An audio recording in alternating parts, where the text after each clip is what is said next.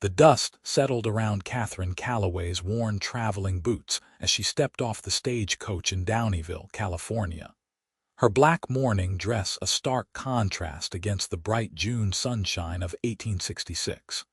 And the whispers started before her feet even touched the ground because everyone remembered her as the girl who left 3 years ago wearing an engagement ring from James Zander, the golden boy who rode off to war and never came home.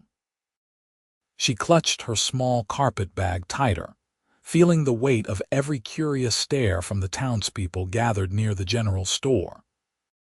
The Sierra Nevada mountains rose majestically in the distance, their peaks still touched with snow despite the summer heat, and the Yuba River rushed through town just as she remembered, constant and unchanging while everything else had transformed.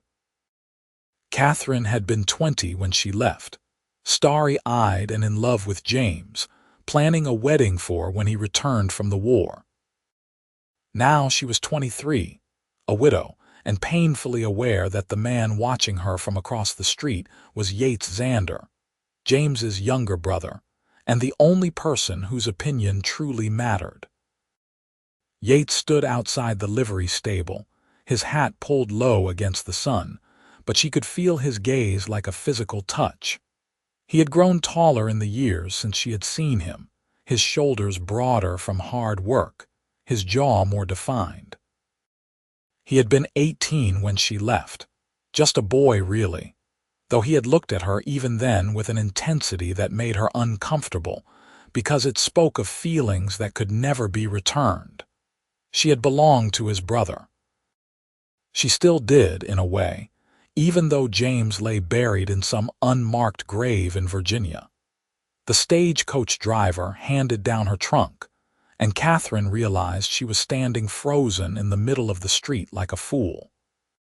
She forced her legs to move toward the boarding house, but before she could take more than a few steps, Yates was there, his boots kicking up small clouds of dust as he crossed the distance between them.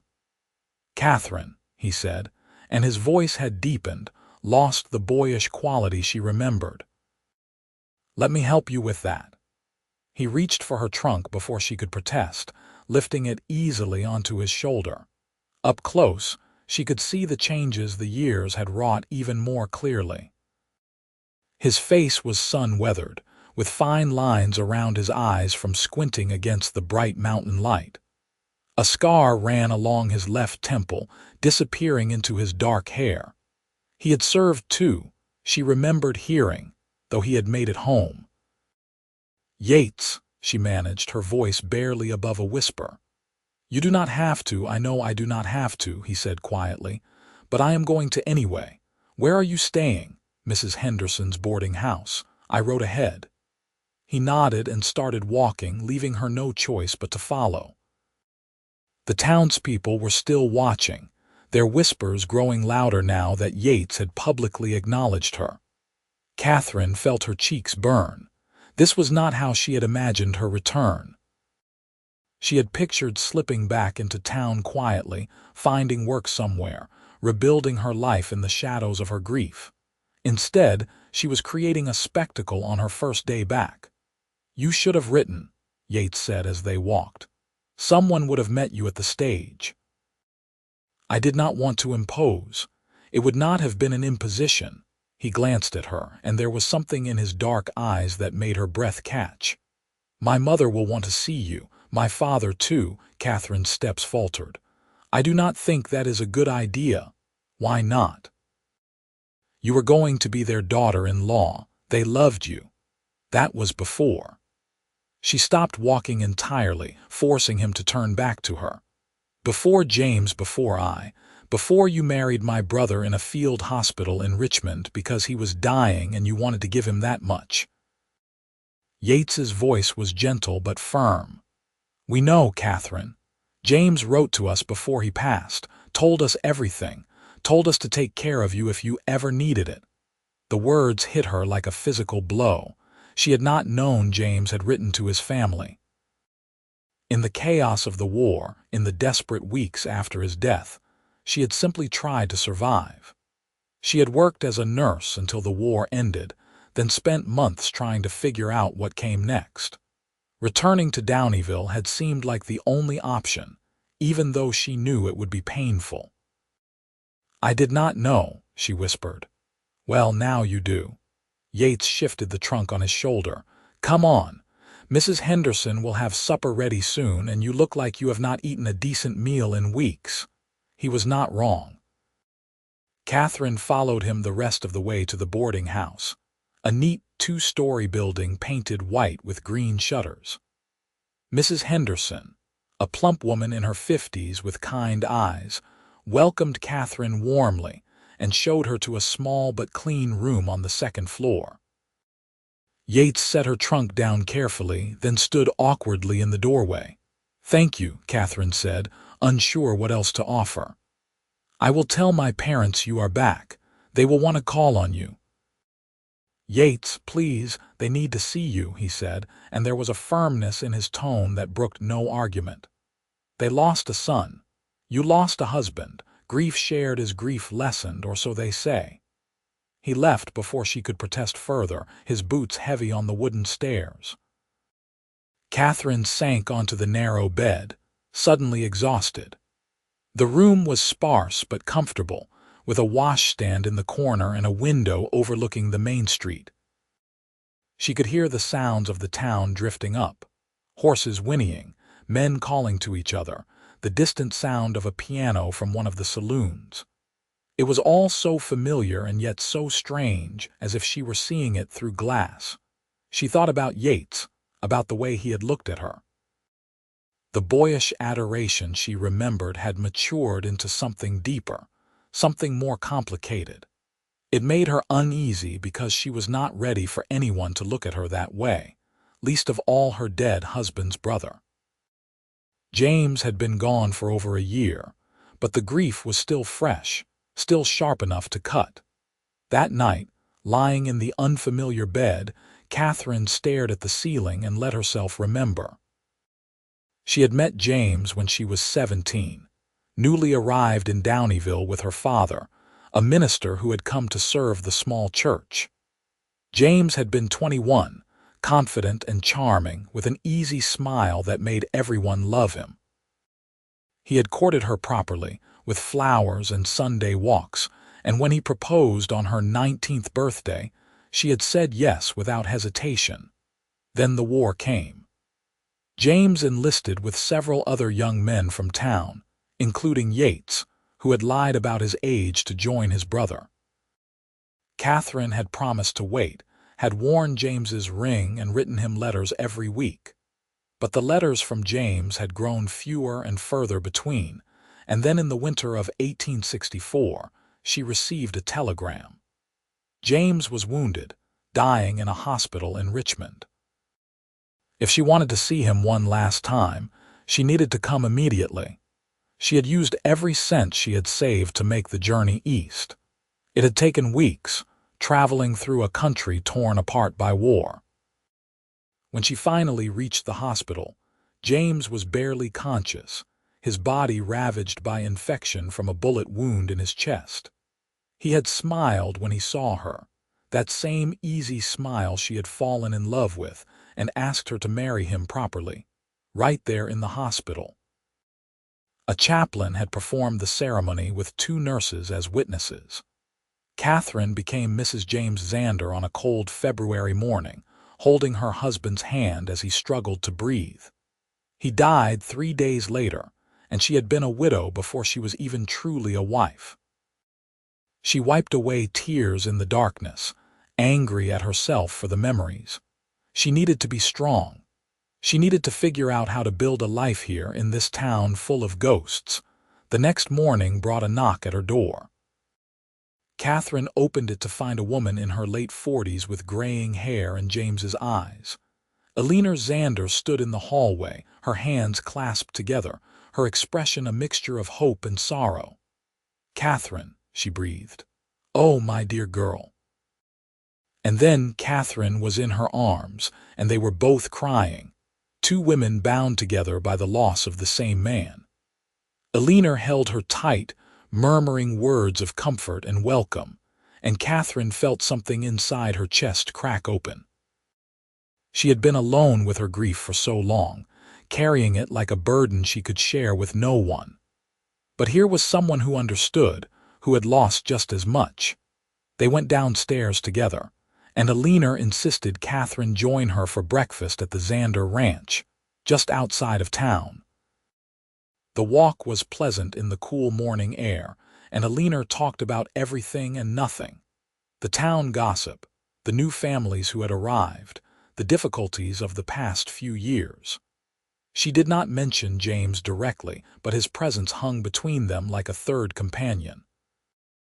The Xander Ranch was exactly as Katherine remembered, a sprawling property with a large main house, several outbuildings, and extensive corrals. Horses grazed in the fields, and she could see cattle dotting the hillsides in the distance. Thomas Xander, the patriarch, was waiting on the porch. He was a tall man with iron-gray hair and a weathered face that spoke of decades working the land. When he saw Katherine, his stern expression softened. "Girl," he said gruffly, pulling her into an unexpected embrace. "We have been worried about you." "I am sorry I did not write," Katherine said, her voice muffled against his shirt. "You are here now. That is what matters." Inside, the house smelled of coffee and bacon. Yates was sitting at the large kitchen table, and he stood when they entered, his eyes immediately finding Katherine. She noticed he had cleaned up, his hair still damp from washing, his shirt pressed. It made her uncomfortable, this evidence that he had taken care with his appearance. She did not want him taking care for her sake. Breakfast was both easier and harder than she had expected. Alina and Thomas asked gentle questions about her journey, about her plans, carefully avoiding the painful topics. Yates said little, but she could feel him watching her, his gaze steady and unreadable. When she mentioned needing to find work, Thomas immediately offered her a position helping Alina with the household accounts and correspondence. "I could not," Katherine protested. "That is charity." "It is employment," Thomas corrected. "Alina has been after me for months to find someone to help her. The ranch has grown, and there is more paperwork than she can manage alone. You would be doing us a favor." Katherine looked at Alina, who nodded encouragingly. "It is true. I am drowning in invoices and orders." "And you always had such lovely handwriting." It was a solution to her most pressing problem, even if it meant spending more time around the Xanders, around the memories of James. Katherine agreed, and it was settled that she would start the following Monday. As they walked back to town later, Yates fell into step beside her. Alina and Thomas had stayed behind, giving them privacy Katherine had not asked for. "You do not have to walk with me," she said, more sharply than she intended. "I know." He adjusted his hat against the sun. "But I am going into town anyway. Need to pick up supplies." They walked in silence for a while, the only sounds their footsteps on the dirt road and the ever-present rush of the river. Finally, Yates spoke. "I am glad you came back." Katherine did not know how to respond to that. "I had nowhere else to go. You could have gone anywhere. You chose here. This was home once. It still could be." She glanced at him, trying to read his expression, but his face was carefully neutral. "Yates, I think we should be clear about something. I am not the same person I was when I left. I am not that girl anymore, I know. And I am not looking for, I do not want." She struggled to find the right words. "I need you to understand that I love James. I still love James. That is not going to change." Yates stopped walking, and she was forced to stop too. When he looked at her, there was something raw and honest in his expression that made her chest tight. "I know you loved my brother," he said quietly. "I have always known that, and I know you are grieving. I am not asking anything from you, Katherine. I am just—" He paused, seeming to search for words. "I am just glad you are here, that you are safe. That is all." But it was not all, and they both knew it. The way he looked at her, the care in his every action, spoke of feelings that went far deeper than brotherly concern. Katherine felt panic rising in her throat. She was not ready for this, would never be ready for this. "I should go," she said, starting to walk again, faster now. "Thank you for your help." Yates let her go, standing in the middle of the road and watching her retreat. Katherine did not look back, even though she could feel his gaze on her like a weight between her shoulder blades. The next few days passed in a blur of settling in. Katherine unpacked her few belongings, attended church services where people offered condolences and curious looks in equal measure, and prepared to start her new position at the Xander Ranch. She saw Yates around town occasionally, always at a distance, and he never approached her directly. She told herself she was grateful for the space, even as some contrary part of her wondered why he was suddenly keeping away. Monday morning arrived with clear skies and the promise of summer heat. Katherine dressed carefully in one of her better day dresses, black still, because she was in mourning but well made and appropriate for office work. She walked to the ranch early, enjoying the quiet before the town fully woke. Eleanor met her at the door with a warm smile and led her to a small office off the main living area. The room was cluttered with papers, ledgers, and correspondence, evidence of months of neglect. Eleanor looked embarrassed. "I know it is a mess. Thomas keeps saying he will help, but he has no head for figures, and I have been so overwhelmed. It is fine," Katherine assured her. "I will have it organized in no time." And she did. Katherine threw herself into the work with an intensity that surprised even her. She cataloged invoices, reconciled accounts, organized correspondence by date and urgency.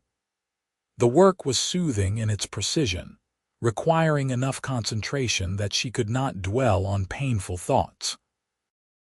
Eleanor brought her lunch and praised her progress, and Katherine felt the first stirrings of satisfaction she had experienced in months.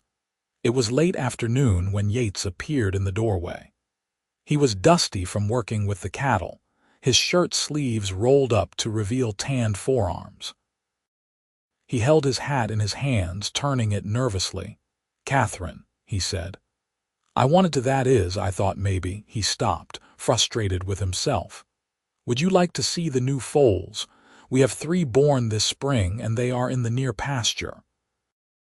Katherine looked up from the ledger she was reviewing, surprised by the invitation. There was something almost boyish in his expression, hopeful and uncertain. It reminded her of the Yates she had known before, the younger brother always trailing after James, trying to keep up. "I should finish this," she started to say, but Eleanor appeared behind Yates. "Nonsense. You have been working all day. Go get some air." She smiled knowingly. "The foals really are beautiful." Outnumbered, Katherine set down her pen and followed Yates outside. The afternoon sun was warm but not unpleasant, and a breeze carried the scent of grass and horses.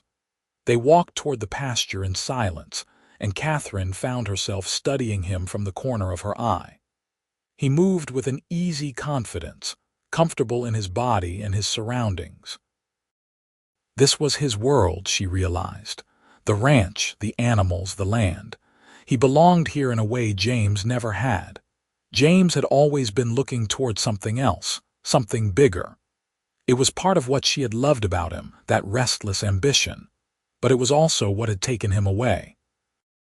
The foals were indeed beautiful, all long legs and curiosity. One, a dark bay with a white star on his forehead, came right up to the fence to investigate them. Yates reached out and scratched the foal's nose gently, and the little horse leaned into the touch. "This one is going to be something special," Yates said. "Got good lines on both sides. Thomas is thinking of training him for ranch work." "He is lovely," Katherine said, and meant it. She reached out tentatively, and the foal sniffed her hand, then nuzzled it hopefully.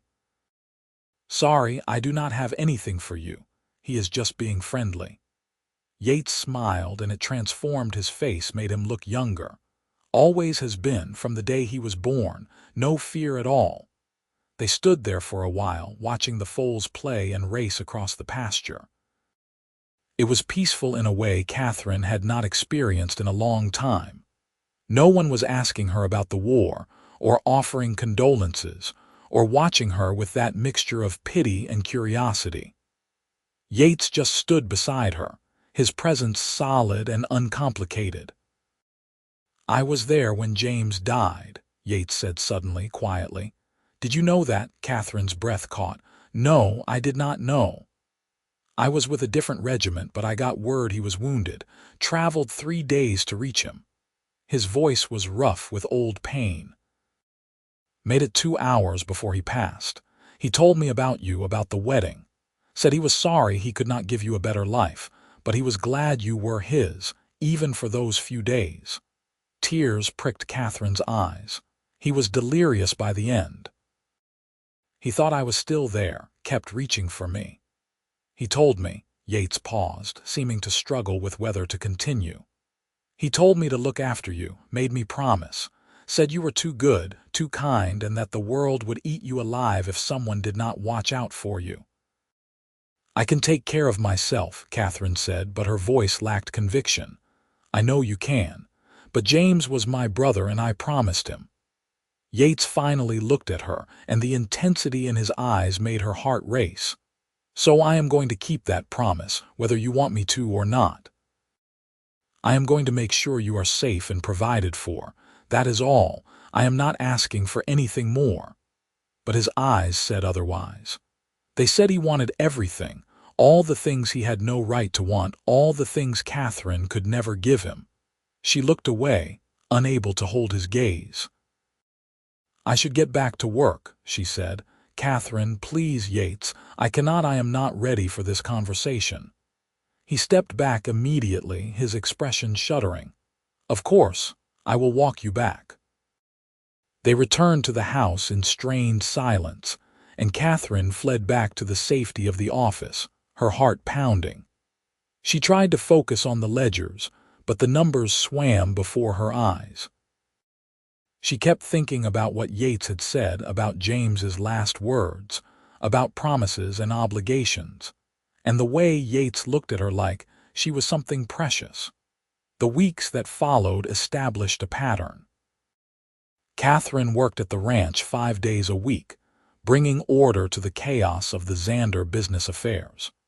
She proved to have a talent for organization and negotiation, catching errors in vendor invoices and finding better prices for supplies. Thomas was impressed, and Alina treated her almost like a daughter, making sure she ate enough and did not work too hard. Yates was always around, working with the horses or helping his father with the cattle. Sometimes Katherine would look up from her work to find him watching her through the office window, and their eyes would meet for a moment before he looked away.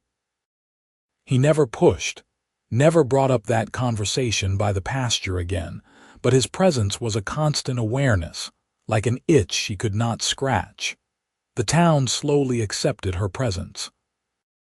She attended church on Sundays, helped with the occasional social event, and made a few tentative friendships with other young women. But there was always a distance, a sense that she did not quite fit. She was a widow, which made her an object of pity. She worked for the Xanders, which made her suspect in the eyes of those who whispered that she was trying to trap another brother. She heard the rumors, saw the speculative looks when she and Yates were seen together in town, and it made her want to scream. In late July, the town held its annual summer dance. Katherine had no intention of going, but Alina insisted, and Mrs. Henderson backed her up, saying it would do her good to socialize. Katherine gave in, mostly to stop their well-meaning nagging, and borrowed a dress from one of the other boarders since all her gowns were black, and she was tired of looking like a crow. The dress was a soft blue cotton, simple but pretty, and when Katherine looked at herself in the mirror, she barely recognized the woman staring back. She had lost weight during the war and her face was thinner, more angular. But there was color in her cheeks for the first time in months, and her eyes looked less haunted. Working at the ranch, being outdoors, had been good for her. The dance was held in the town hall, a large building that served multiple purposes depending on the need. When Katherine arrived with Mrs. Henderson and some of the other boarding house residents, the place was already crowded with people. A small band played on the raised platform at one end, and couples whirled across the floor. Children ran between the adults, shrieking with laughter, and the air smelled of pine soap and summer sweat. Katherine found a chair along the wall and settled in to watch. She had no intention of dancing, but it was pleasant to observe, to feel the energy and joy of the celebration. She was so focused on the scene before her that she did not notice Yates until he was standing in front of her, his hand extended. "Dance with me," he said. It was not a question, but it was not quite a command either. Katherine looked up at him, startled. He had clearly made an effort with his appearance, his dark hair still damp and carefully combed, his shirt clean and pressed. He looked handsome in a rough-hewn way that made her suddenly aware of the interested looks from several young women around the room. "I do not think that is a good idea," she said quietly. "Why not? It is just a dance. People will talk. People are already talking." He crouched down so he was at her eye level, his expression earnest. "Let them talk. I do not care, and you should not either. Dance with me, Katherine. Just one dance." She should say no. She knew she should say no, but there was something in his eyes, some combination of hope and determination that made the refusal die on her lips. And the truth was, she wanted to dance. She wanted to feel normal, just for a few minutes, to pretend she was just a young woman at a town social, not a widow drowning in grief and obligation. "One dance," she agreed. His face lit up, and he pulled her gently to her feet. On the floor, he placed one hand at her waist and took her other hand in his, and they began to move to the music. Yates was a better dancer than she expected, confident and sure in his movements. He kept a respectful distance, but Katherine was intensely aware of every point of contact, his hand warm through the thin cotton of her dress, his fingers gentle around hers. "You look beautiful," he said quietly, and there was such sincerity in his voice that she felt her cheeks flush. "You do not have to say things like that." "I know I do not have to. I want to. You do look beautiful, Katherine, like sunshine after a long storm." The words hit her harder than any declaration of love could have. She stumbled slightly, and his hand tightened at her waist, steadying her. They moved in silence for a moment, the music washing over them, and Katherine felt something shift inside her chest. Something she had thought permanently broken, cracking open just a little. When the song ended, she stepped back quickly, before she could do something foolish. "Thank you for the dance. Katherine, I need some air," she said, and fled toward the door. Outside, the night was cool and clear, stars scattered across the black sky like diamonds on velvet. Katherine walked away from the hall, needing distance from the noise and the crowd and Yates's dark eyes. She found herself by the river, listening to the endless rush of water over stones, trying to calm her racing heart. She heard footsteps behind her and knew without turning that it was Yates. He always followed, he always would. "Go back inside," she said without looking at him. "Not until I know you are all right. I am fine." "You are not fine, you are running away." That made her turn to face him, anger flaring hot in her chest. "What do you want from me, Yates? What do you expect me to say?" "Nothing. I do not expect anything." He shoved his hands in his pockets, looking frustrated and young. I cannot help how I feel, Katherine.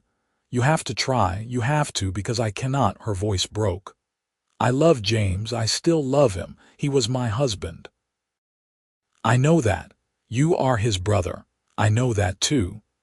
Then you must understand why this is impossible, why we could never, she could not even finish the sentence. It would be wrong, a betrayal. Yates was quiet for a long moment, staring out at the river. When he finally spoke, his voice was low and rough. James is gone, Katherine. He has been gone for over a year, and I hate that he is gone. I hate that the war took him, that he never got to have the life he deserved with you. But hating it does not change it. He is dead and we are alive, and I do not think he would want either of us to stop living because of it. You do not know what he would want. Yes, I do. He told me. He said. Yates's voice caught and he had to stop and collect himself. He said if anything happened to him, I should make sure you had a good life, a happy life. He was specific about that. He did not want you to be alone. Katherine felt tears streaming down her face. He meant you should look after me, not this. Maybe. But maybe he knew. Maybe he saw what I have been trying to hide for years. Yates turned to face her fully, and in the moonlight his expression was raw and vulnerable. I have loved you since I was 16 years old, Katherine. Since the day you arrived in town and smiled at me like I mattered. But you loved James and he loved you, and so I kept quiet because that was the right thing to do. But James is gone and you are here, and I am tired of pretending I do not feel what I feel. The words hung in the air between them, impossible to take back. Katherine stared at him, her mind reeling. She had known on some level, but hearing him say it so plainly was different. It made it real. I cannot give you what you want, she whispered. I am not ready. I may never be ready. I am not asking you to be ready. I am just asking you to let me try. Let me show you that you could be happy again, that you could have a future, a real life, not just an existence. Yates, think about it. That is all I am asking. Just think about it. He walked away before she could respond, his boots crunching on the gravel path back toward the town hall. Katherine stood alone by the river, her thoughts in chaos. Part of her wanted to run, to pack her few belongings and leave Downieville behind forever. But another part, a part that scared her with its insistence, wanted to call Yates back, to ask him to keep talking in that rough, honest voice, to let herself imagine a future she had no right to want. She stayed by the river for a long time, until the dance ended and the townspeople began making their way home. Then she walked slowly back to the boarding house, her mind still churning with everything Yates had said. The next few weeks were difficult. Katherine continued working at the ranch, but the easy camaraderie she had developed with Alina and Thomas felt strained. She wondered if they knew, if Yates had told them how he felt. She could not bring herself to ask. Yates kept his distance, which should have been a relief but somehow made everything worse. She caught herself looking for him, disappointed when he was out working the far pastures or away on ranch business. She told herself it was just habit, just the human need for companionship, but she knew it was more than that. Something had changed the night of the dance. Some wall inside her had begun to crumble, and she did not know how to rebuild it. In mid-August, a letter arrived from back east. It was from the widow of one of James's fellow soldiers, a woman Katherine had become friends with during her time nursing in Richmond. The letter was full of news and gossip, but one paragraph made Katherine's breath catch. I know you love James dearly, and I hope you do not think me impertinent for saying this, but you must not let that love become a prison. James would not have wanted that. He always spoke of you with such joy, such hope for the future. He would want you to be happy, Katherine. He would want you to live. Katherine read the words over and over, feeling something loosen in her chest. It was what Yates had said, what everyone seemed to be saying, but coming from someone who had known James, who had seen him in those final terrible months, it carried more weight. That Sunday after church, Katherine found herself walking toward the cemetery instead of back to the boarding house. She had avoided the place since her return, unable to face the reality of James's absence, but now she felt drawn there.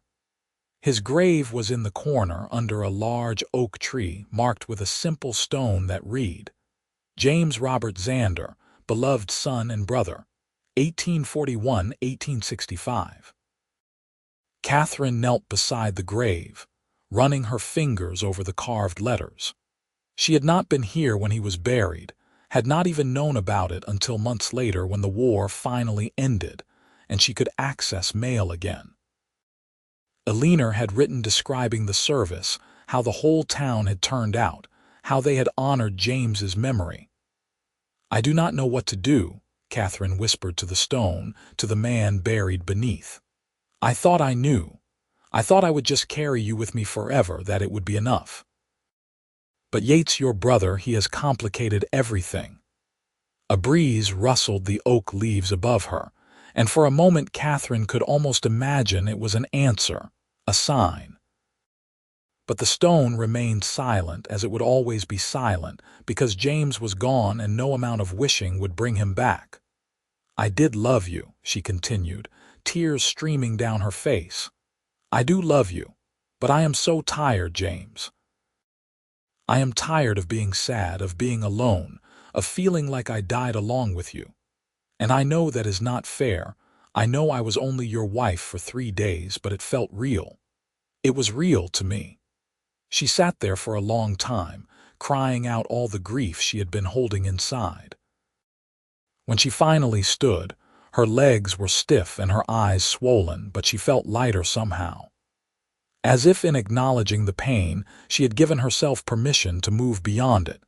She turned to leave and nearly collided with Yates, who was standing a few feet away, his hat in his hands. He looked stricken, and Katherine realized he must have heard at least part of what she had said. "I am sorry," he said quickly. "I was not trying to. I saw you walking this way, and I was worried." "It is all right," Katherine said, and was surprised to find she meant it. She wiped at her eyes, self-conscious about her tear-stained face. "I needed to do this. I should have done it sooner." Yates nodded, his dark eyes searching her face.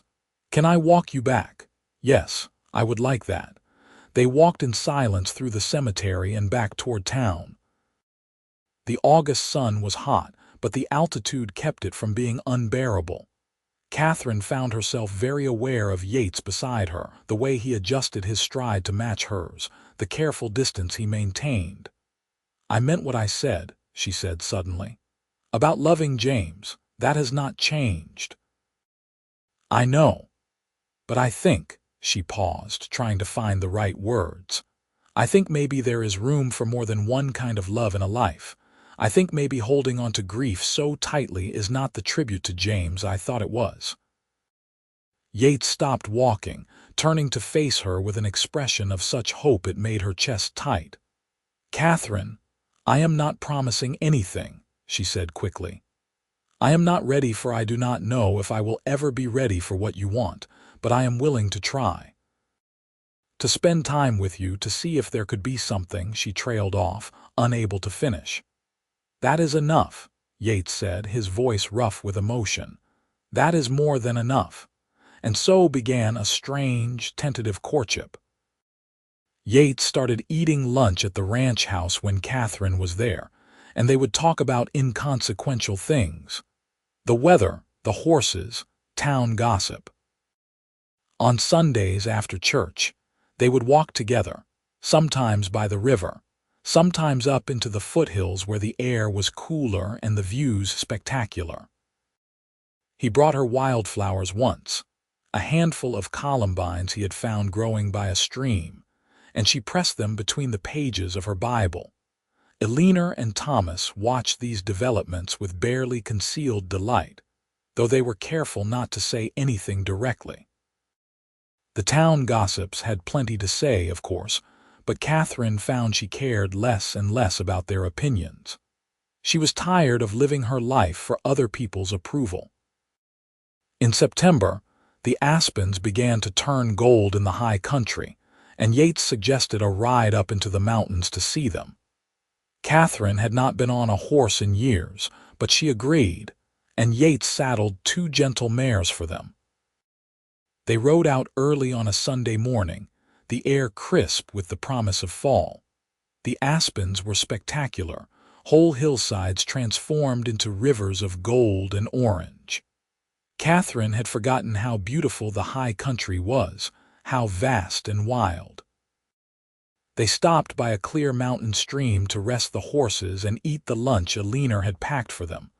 "Thank you for bringing me here," Katherine said, watching the water tumble over smooth stones. "I had forgotten how much I missed this. The mountains."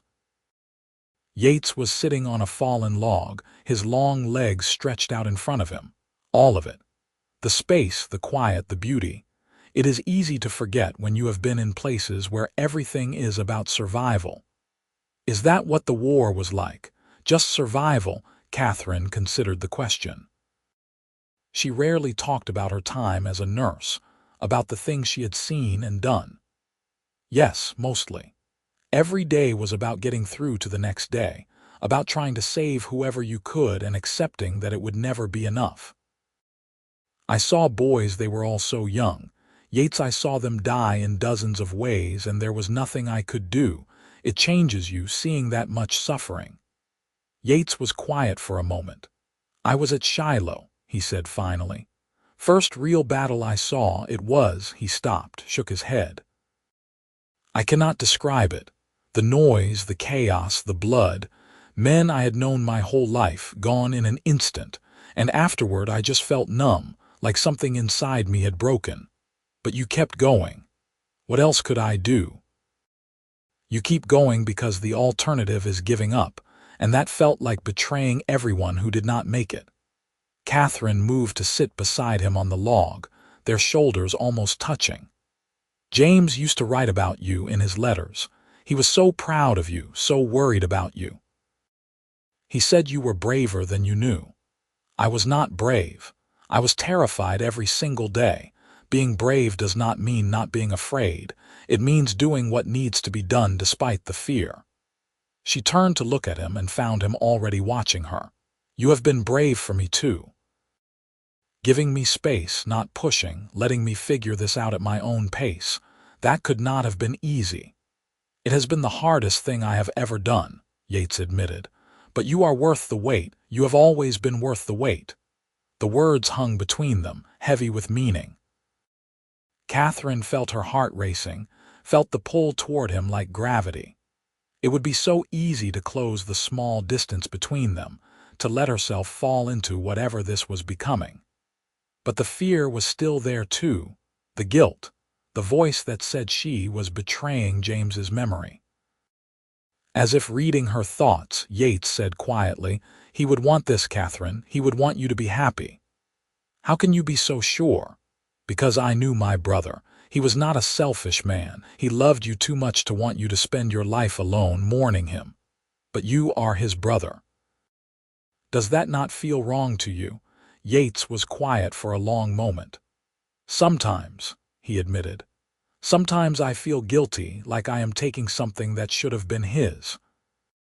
But then I think about all the years I kept quiet, all the times I watched you with him and said nothing because he was my brother and I loved him. I gave him those years, Katherine. I gave him the chance to love you and be loved by you. But he is gone now, and we are still here, and I do not think there is anything wrong in wanting to live." Katherine felt tears prick her eyes again. Everything Yates said made sense, but sense and feeling were two different things. She had spent so long defining herself by her grief, by her role as James's widow, that she did not know who she would be without it. They rode back to town as the afternoon sun began to slant low, painting the mountains in shades of purple and gold. At the ranch, Yates helped Katherine down from her horse, his hands steady at her waist. For a moment they stood close, his face inches from hers, and Katherine thought he might try to kiss her. But he stepped back, always careful, always respecting her boundaries. "Thank you for today," she said. "Any time. I mean that, Katherine. Any time you want to ride or walk or just sit and talk, I am here." She nodded, not trusting her voice, and walked back toward town alone. Behind her, she could feel Yates watching until she disappeared from sight. October brought cooler weather and the first snow to the high peaks. Katherine had settled into a routine that felt almost comfortable. She worked at the ranch, attended church, had Sunday outings with Yates. The town had mostly accepted their relationship, though there were still whispers from the more conservative citizens who thought it improper for a widow to be courting her dead husband's brother. One evening at the boarding house, Katherine was sewing a tear in one of her dresses when Mrs. Henderson knocked on her door. "You have a visitor, dear. Young Mr. Zander is in the parlor." Katherine set aside her sewing, puzzled. Yates never called on her in the evening. When she came downstairs, she found him pacing the small parlor, his hat clutched in his hands. He looked agitated, and worry spiked through her. "What is wrong? Is it your parents?" "No, they are fine. Everyone is fine." He stopped pacing and looked at her, and there was something almost desperate in his expression. "I need to say something, and I need you to just listen until I am done." "Can you do that?" Katherine nodded slowly and sat down on the settee. Yates remained standing, too worked up to sit. "I know I said I would not push," he began. "I know I promised to let you take your time, and I meant it. But Katherine, it has been months now, and I feel like we are stuck. Like you are keeping one foot out the door, ready to run if things get too real." "That is not fair," Katherine started to protest, but Yates held up a hand. "Please, let me finish." He took a deep breath. "I love you. I have loved you for years, and that is not going to change. I want to marry you, Katherine. I want to build a life with you, have children with you, grow old with you. And I know you are scared. I know you still love James.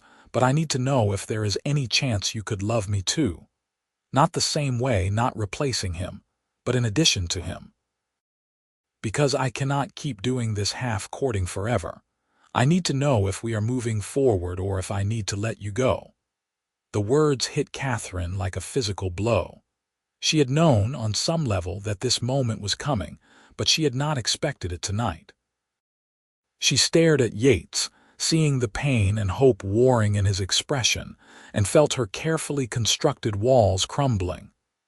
"I do not know if I can give you what you want," she said honestly. "I do not know if I am capable of that kind of love anymore. The war, losing James, it broke something in me, Yates. I feel it every day, this emptiness where something vital used to be." "Let me help you heal," Yates said, and there was such raw emotion in his voice that Katherine felt her eyes filling with tears. "Let me show you that you are not broken, just wounded, and wounds can heal given time and care. What if they cannot? What if I am like this forever? Then I will love you anyway, exactly as you are." Katherine stood, moving to the window, looking out at the darkening street. She could see her reflection in the glass, pale and uncertain. Behind her, she sensed rather than heard Yates move closer. "I am afraid," she whispered. "Of what?" "Of so many things. Of dishonoring James. Of not being good enough for you. Of opening my heart and losing someone again. I do not know if I can survive that kind of pain twice." "There are no guarantees," Yates said gently. "I could get thrown by a horse tomorrow, or caught in a rockslide, or any of 100 other things. But that is life, Katherine. It is risk and uncertainty and sometimes terrible loss. But it is also joy and connection and the chance to build something beautiful. And I want to build that with you." She turned to face him and found him standing much closer than she expected. In the lamplight, his face was all planes and angles, handsome in a rugged, honest way. He was nothing like James, who had been golden and charming. But perhaps that was all right. Perhaps she did not need another James. Perhaps she needed someone entirely different. "I care for you," she said slowly. "More than I thought I could. When I see you, when we are together, I feel less empty, less alone. And sometimes when you smile at me, I feel something that might be the beginning of happiness, but I do not know if that is enough." "It is enough for now," Yates said. "That is all I need to know. That you feel something, that there is a chance. What if the chance never becomes anything more? Then at least we tried. At least we were brave enough to reach for it." Katherine studied his face, seeing the sincerity there, the patient devotion that had never wavered even when she pushed him away. She thought about the past months, about how much lighter she had felt since allowing Yates into her life. She thought about the letter from her friend in Richmond, about James's last words according to Yates, about the fact that she was 23 years old and her whole life was still ahead of her. "Ask me again," she said quietly. Yates blinked. What you came here to ask me? Ask me again." Understanding dawned in his eyes, followed by hope so bright it almost hurt to see. He took her hands in his, and she could feel the slight tremor in his fingers, the only sign of his nervousness. "Katherine Calloway, would you do me the honor of becoming my wife?" She should say no. The reasonable, cautious part of her brain screamed that it was too soon, too complicated, too fraught with potential pain. But another part, a part that had been silent for too long, whispered that this was her chance. Her chance at a future, at happiness, at a life that was more than just an existence. "Yes," she heard herself say. "Yes, I will marry you." For a moment, Yates just stared at her as if he could not believe what he had heard. Then he let out a sound somewhere between a laugh and a sob and pulled her into his arms, holding her so tight she could barely breathe. Katherine wrapped her arms around him, feeling the solidity of him, the realness, and thought maybe, just maybe, she was making the right choice. When he finally pulled back, his eyes were suspiciously bright. "I promise I will make you happy," he said. "I promise I will spend every day trying to be worthy of you." "You are already worthy," Katherine said, and realized she meant it. "You have always been worthy, Yates. I was just too blind to see it." He kissed her then, gentle and reverent, as if she were something precious and breakable. Katherine felt the warmth of it spread through her chest, melting some of the ice that had lived there for so long. It was different from kissing James, softer and more tentative, but not worse, just different. And different was all right. When they told Eleanor and Thomas the next day, Eleanor burst into tears of joy and pulled Katherine into a fierce embrace. Thomas clapped Yates on the shoulder with gruff approval and said it was about time. They began planning a wedding for early November, before the heavy snows came. The town had mixed reactions. Most people were happy for them, but a few of the older, more conservative residents made their disapproval known. Katherine heard the whispers about how it was unseemly to marry a dead husband's brother, about how she must not have truly loved James if she could move on so quickly. The words stung, but Yates was there to remind her that their opinions did not matter, that what they were building together was their own business. The week before the wedding, Katherine made one final visit to James's grave. She knelt beside the stone, running her fingers over his name as she had that day months ago when everything changed. "I am marrying Yates," she said quietly. "I hope you understand. I hope you approve. He says you would, that you told him to make sure I was happy, but I wish I could hear it from you." She paused, wiping away tears. "I did love you, James. I still do in a way. You will always be my first love, my first husband, but I have to keep living. I have to find a way to be happy again, and Yates, your brother, makes me think that is possible." The oak leaves rustled overhead, and Katherine imagined she could feel James's approval in that sound, in the cool November breeze, in the way the sun broke through the clouds at just that moment. It was probably wishful thinking, but she would take it anyway. "Thank you," she whispered, "for loving me, for giving me those 3 days even though you were dying. They mattered, James. They will always matter."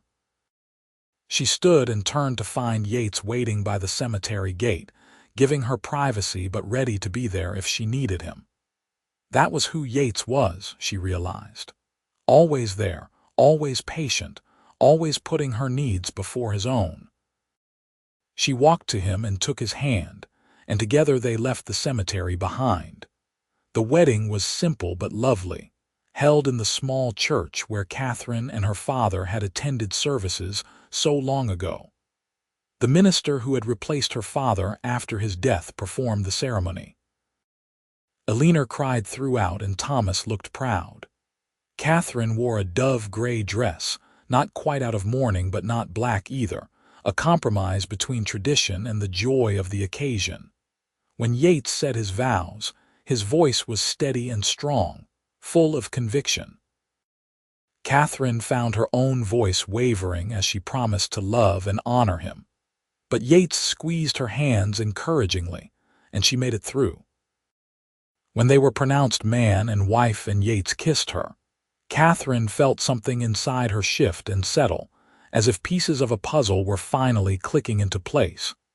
The reception at the ranch was festive, with food and dancing and well wishes from the townspeople.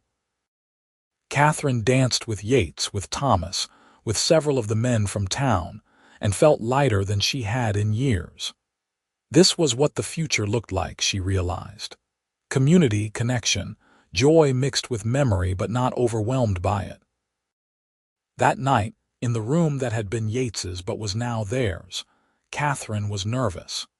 She had been a wife before, technically, but only for 3 days, and James had been too weak from his wounds for their marriage to be consummated. She was, for all intents and purposes, a virgin bride, which felt absurd at 23. Yates seemed to sense her nerves. He took his time, patient and gentle, letting her set the pace. He kissed her slowly, thoroughly, until some of the tension left her body. When they finally came together, it was awkward at first, as these things always are, but Yates was careful and attentive. And by the end, Katherine felt a warmth and connection she had not expected. Afterward, lying in the darkness with Yates's arm around her, Katherine felt tears sliding down her cheeks. Yates noticed and immediately grew concerned. "Did I hurt you?" "I am sorry, I tried to be gentle." "No," Katherine said quickly. "No, you were perfect." I do not know why I am crying." Yates pulled her closer, pressing a kiss to her forehead. "It is all right. You do not have to know why." "I think maybe I am mourning," Katherine said slowly, trying to understand her own emotions. "Not James exactly, but the girl I was, the life I thought I would have. That person, that future, it is really gone now. This is real, what we have, and that means letting go of what came before." "You do not have to let go of all of it," Yates said quietly. "You can keep the good memories, the love you had for James." "I do not want to erase him, Katherine.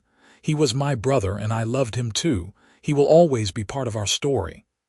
"How did you get so wise?" Katherine asked, and she could hear the smile in Yates's voice when he answered. "I am not wise. I just love you enough to want you to be happy, even if that means making room for my brother's memory." Katherine turned in his arms and kissed him, trying to pour everything she could not say into that kiss. Gratitude, affection, hope, and maybe, just maybe, the beginnings of love. They made love again, slower this time, more assured, and afterward Katherine fell asleep feeling safe and held in a way she had not since before the war. The first months of marriage were an adjustment. Katherine moved into the ranch house, taking over rooms that had been guest quarters and making them her own. She continued managing the business side of the ranch, and found she enjoyed the work even more now that she was truly part of the family. She and Eleanor developed a close relationship, almost like mother and daughter, and Thomas treated her with the same gruff affection he showed Yates. Yates was a good husband, attentive and kind without being overbearing. He seemed to understand instinctively when Katherine needed space and when she needed company.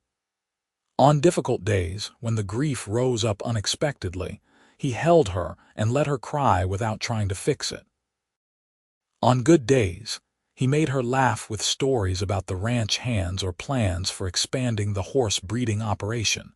Spring came, bringing wildflowers and new foals and warming weather.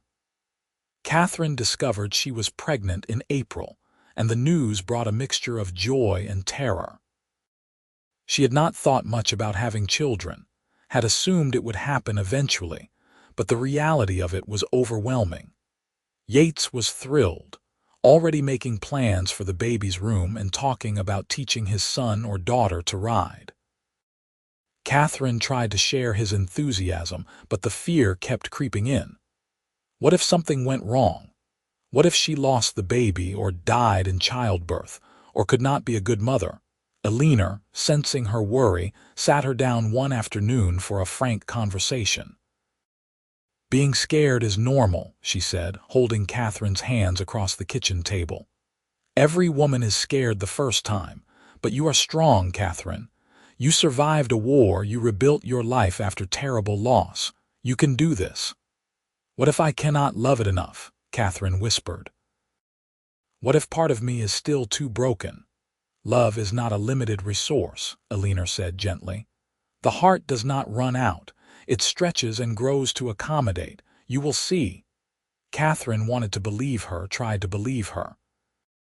As the pregnancy progressed and her body changed, she found herself talking to the baby sometimes, telling it about James, about the war, about the strange twists of fate that had led to its existence.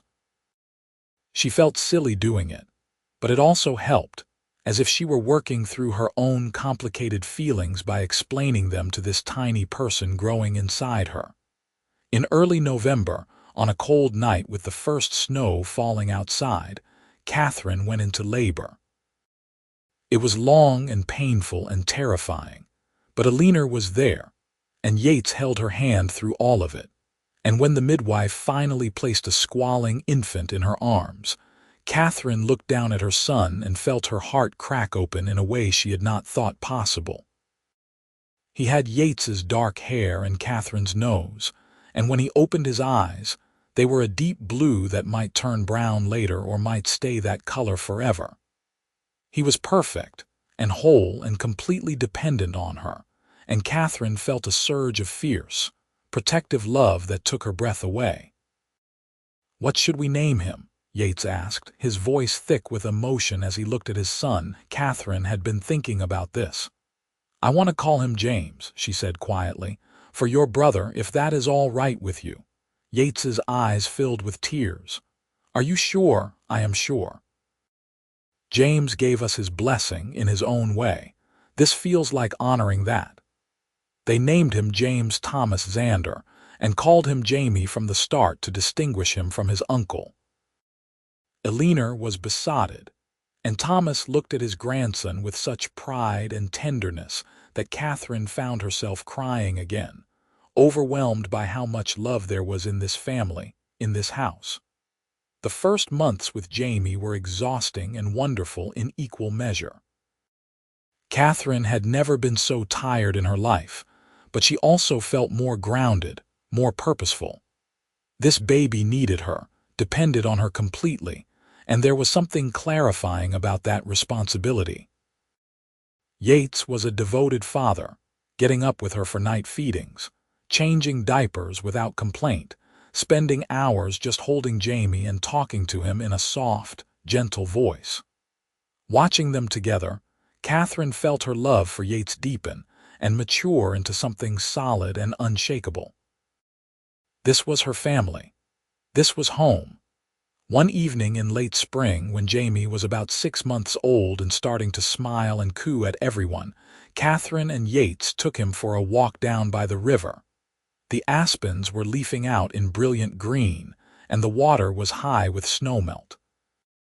They found a flat rock to sit on. Jamie balanced on Yates's lap, chewing on his fist and making happy baby sounds. "You remember that day we came here?" Yates asked. "After the dance, when you told me you could not give me what I wanted." "I remember."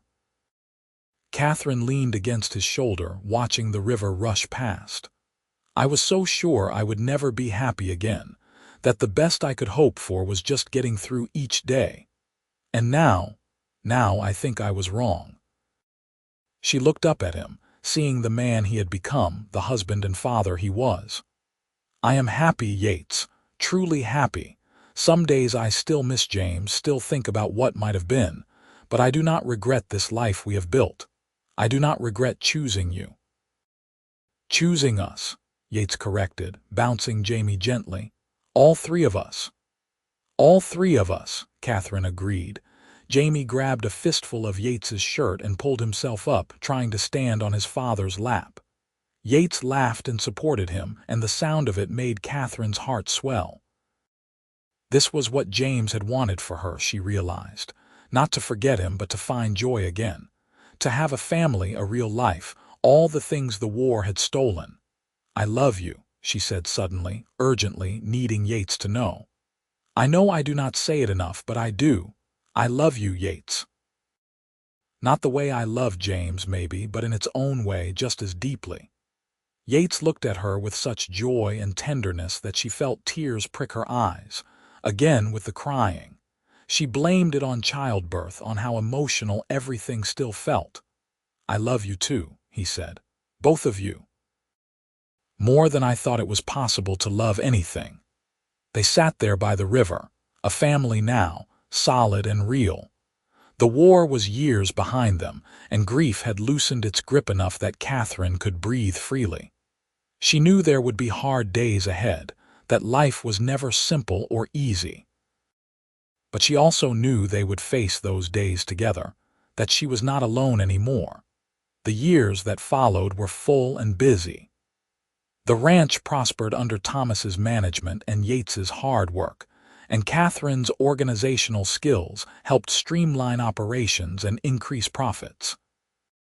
They bought additional land, expanded the horse breeding program, and became one of the most successful ranching operations in the region. Jamie grew into a sturdy, cheerful toddler and then a curious little boy. When he was 3, Katherine gave birth to a daughter they named Elena Rose, called Rosie, who had her mother's auburn hair and her father's dark eyes. 2 years after that came another son, Samuel, who was quieter than his siblings but just as loved. Elena and Thomas doted on their grandchildren, and the ranch house was always full of noise and laughter. Katherine sometimes thought about that girl who had stepped off the stagecoach in 1866, hollow-eyed and grieving, and marveled at how far she had come. She had thought happiness was behind her, that she would spend the rest of her life as a ghost haunting her own existence. But Yates had shown her another path, had loved her patiently until she could love herself and him again. They visited James's grave together once a year, on the anniversary of his death, and Katherine told him about his namesake, about the life she had built, about how his brother had saved her when she needed saving. She liked to think James was pleased, that somewhere beyond the veil of death, he could see how things had turned out and give his blessing. On Katherine's 30th birthday, Yates surprised her with a new mare, a beautiful palomino with a gentle temperament. They rode up into the mountains together, leaving the children with Elena, and found a meadow full of wildflowers where they stopped to rest. "Happy?" Yates asked, watching her stand in the middle of the flowers, her face turned up to the sun. "So happy," Katherine confirmed. "Sometimes I cannot believe this is my life, that I get to have this. You deserve it. You have always deserved it." Katherine walked back to him, taking his hands in hers. "We both do. After everything we went through, everything we lost, we deserve this happiness." Yates pulled her close and kissed her, and Katherine melted into him, marveling as she always did at how right this felt. How perfectly they fit together, as if they had been made for each other all along and just needed time to find their way. "What do you think James would say?" Yates asked quietly. "If he could see us now." Katherine considered the question seriously. "I think he would be happy for us. I think he would look at Jamie and Rosie and Samuel and be glad that his family grew. And I think he would tell you that you did exactly what he asked, that you took care of me and made sure I had a good life. I hope so. I would like to think he approves. I know he does, Katherine said with certainty. I feel it sometimes like a blessing. Like he is watching over all of us and smiling. They rode back as the sun began to set, painting the sky in shades of orange and pink. At the ranch, the children ran out to greet them, Jamie telling them all about the frog he caught, Rosie showing off a drawing she made, Samuel just wanting to be picked up and held.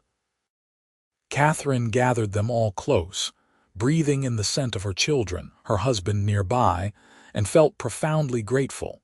This was her life now. Not the one she had planned, not the future she had imagined at 19 when she said yes to James. But it was good, so much better than she had thought possible during those dark years of war and grief. She had survived, and then she had learned to live again, and now she was thriving. The seasons turned, 1 year into the next. Katherine watched her children grow, helped Alina when Thomas passed peacefully in his sleep at 73, and stood beside Yates as he took over full management of the ranch. Jamie turned into a skilled horseman like his father. Rosie showed artistic talent that Alina encouraged, and Samuel surprised them all by developing a love of books and learning. When Katherine was 35, Yates suggested they take a trip, just the two of them, back east to see some of the places where they had served during the war.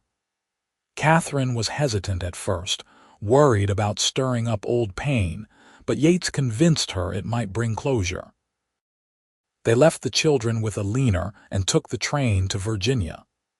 Katherine showed Yates the hospital where she had nursed, where she had married James and said goodbye to him.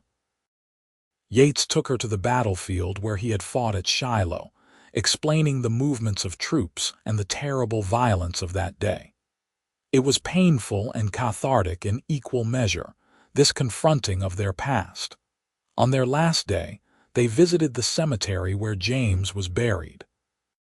Katherine had not been back since his funeral, and seeing his grave among thousands of others, all those young men who had died too soon, made her weep. But Yates was there, solid and steady beside her, and after she cried herself out, she felt a sense of peace settle over her. "I am glad we came," she told Yates on the train home. "I needed to see it all again, to remember but also to recognize how far we have come. We survived, Yates. We built something beautiful out of all that loss and pain." "We did," Yates agreed, his arm around her shoulders. "And we will keep building for as long as we are given." Katherine leaned into him, watching the landscape rush past the train window, and thought about the future. About watching Jamie and Rosie and Samuel grow up, about grandchildren someday, about growing old with Yates by her side.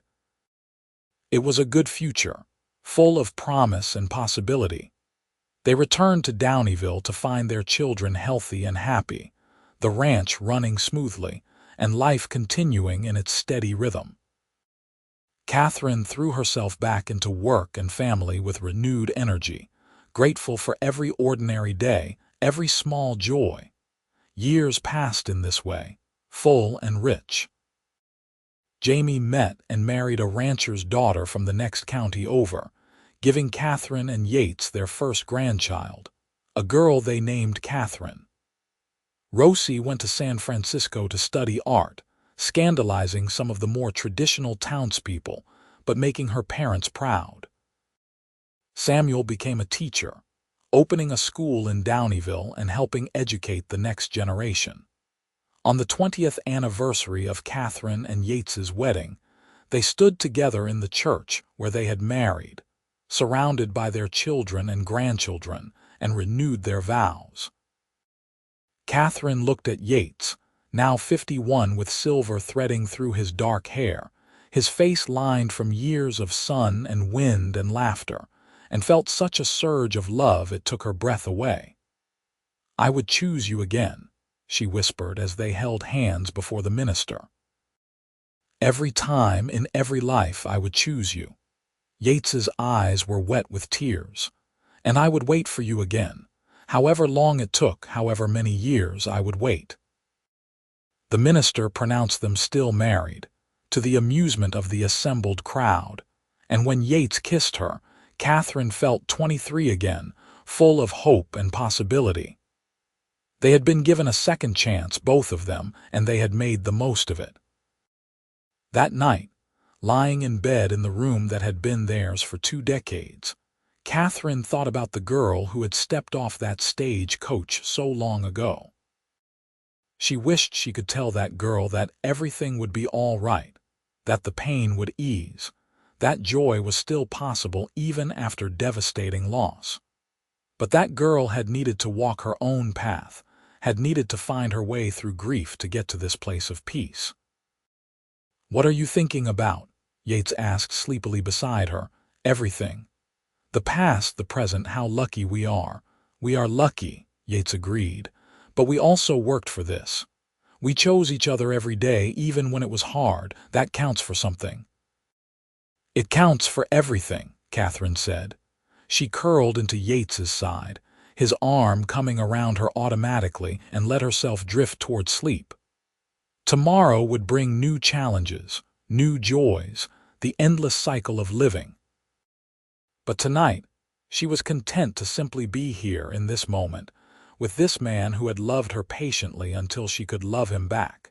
As she slipped into dreams, Katherine thought she felt a presence in the room, warm and gentle. In her half-awake state, she imagined it was James, come to check on them one last time, to see the family that bore his name and carried his memory. She felt no fear, only gratitude and peace.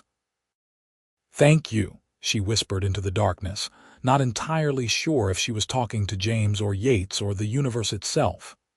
"Thank you for this life." Beside her, Yates tightened his arm around her and Katherine smiled. This was enough. This was everything. And if James was watching, she knew he was smiling too, glad that his brother had kept his promise, that Katherine had found happiness again, that love had triumphed over loss. The moon rose over the Sierra Nevada mountains, casting silver light across the ranch, and in the main house, Katherine and Yates Zander slept peacefully, surrounded by the life they had built together, one day at a time. The years continued their steady march forward. Katherine and Yates grew older with grace, their love deepening into something comfortable and unshakable. They became the elder statesmen of Downieville, respected for their integrity and the success of their ranch. Eleanor passed away at 81, leaving a hole in their lives, but also a legacy of love and strength that informed everything they did. Jamie took over more of the ranch operations as Yates's joints began to stiffen with age, and Katherine was content to step back and focus on her grandchildren. There were 7 of them now, ranging from teenagers to toddlers, and she loved them all fiercely. She told them stories about the old days, about the war and the difficult times, but also about how love could survive anything if you were brave enough to reach for it. On Katherine's 50th birthday, the whole family gathered at the ranch for a celebration. The house was full of noise and laughter, children running everywhere, adults catching up on gossip and news. Katherine stood on the porch, watching it all, feeling overwhelmed with gratitude. Yates found her there, as he always did, bringing her a glass of lemonade and settling into the chair beside her. "Big family we have," he observed, watching Jamie's oldest boy try to teach Rosie's youngest daughter how to lasso a fence post. "The biggest," Katherine agreed. "Sometimes I can hardly believe it all came from us." "From you," Yates corrected. "You are the heart of this family, Katherine, always have been." She reached over and took his hand, their fingers intertwining automatically after so many years. "We built it together, every part of it." They sat in comfortable silence, watching their family, until Jamie came to get them for the cake. Katherine blew out her candles and made a wish, the same wish she had been making for years now. That this happiness would continue, that her family would stay healthy and whole, that love would continue to multiply and spread through the generations. When Katherine was 57, she and Yates took one final trip up into the mountains, to the meadow where he had taken her on her 30th birthday. It was harder now, their bodies not as strong or flexible as they once were, but they made it, determined to see the place one more time. The wildflowers were in full bloom, just as they had been that day so long ago. Katherine stood in the middle of them, breathing in the sweet scent, feeling the sun warm on her face. Yates watched her from the edge of the meadow, his expression soft with love, still happy. He called, echoing that conversation from decades past. "Still happy," Katherine confirmed. "Always happy as long as I have you." Yates walked to her and pulled her into his arms, and they stood there swaying slightly, dancing to music only they could hear. Katherine rested her head against his chest, listening to his heartbeat, steady and strong. "I never thanked you properly," she said quietly. "For what? For waiting. For loving me even when I could not love you back. For being patient and kind, and everything I needed without even knowing I needed it. You do not have to thank me for loving you. It is the easiest thing I have ever done." Katherine pulled back to look at him, seeing the truth in his eyes. "I love you, Yates Zander, more than I have words to say. You gave me a life I did not think was possible. You gave me joy after sorrow, hope after despair, a future I could not imagine. How do I thank someone for that? You already have. Every day we have had together, every smile, every laugh, every moment of this life we built. That is thanks enough."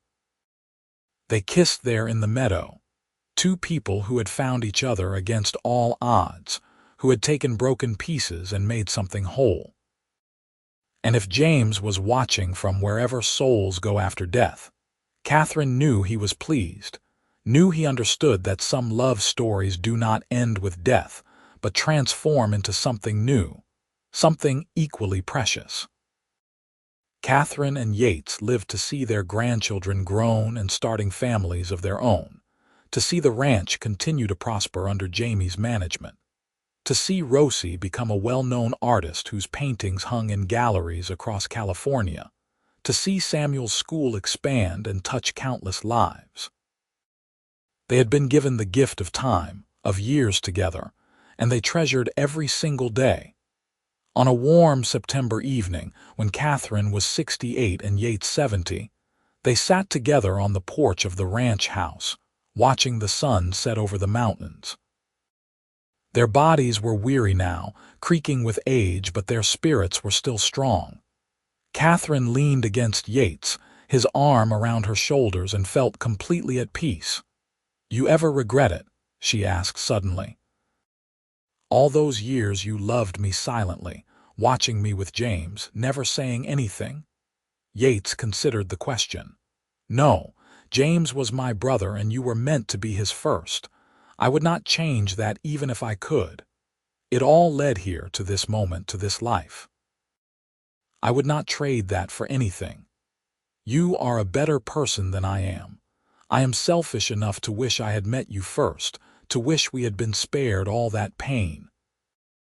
But then we would not have Jamie named for his uncle, would not have the particular shape of our family, would not have learned the lessons we learned. Pain is part of the story, Katherine. It makes the joy sweeter." She thought about that, about the truth of it. If she had met Yates first, if there had never been a James, she would be a different person entirely. Softer maybe, less resilient. The war and grief had forged her into someone stronger, someone capable of surviving terrible things. And that strength had allowed her to rebuild, to love again, to create this beautiful life. "You are right," she said finally. "As you usually are." Yates chuckled and pressed a kiss to the top of her head. They sat there until the stars came out, until the night grew cool enough that Katherine shivered, and they went inside together, still hand in hand after all these years. Katherine lived to be 73, long enough to see the dawn of the 20th century, long enough to see her great-grandchildren born, long enough to know that the life she and Yates had built would continue long after they were gone. When she finally passed, peacefully in her sleep on a spring morning with Yates beside her, she did so with no regrets, no unfinished business, knowing she had lived fully and loved deeply. Yates buried her in the Downieville cemetery, next to the plot where he would eventually join her, and not far from James's grave. At the funeral, he spoke about her strength and kindness, about how she had survived impossible circumstances and still found the courage to love again. The whole town turned out to pay their respects, a testament to the life Katherine had lived and the impact she had made.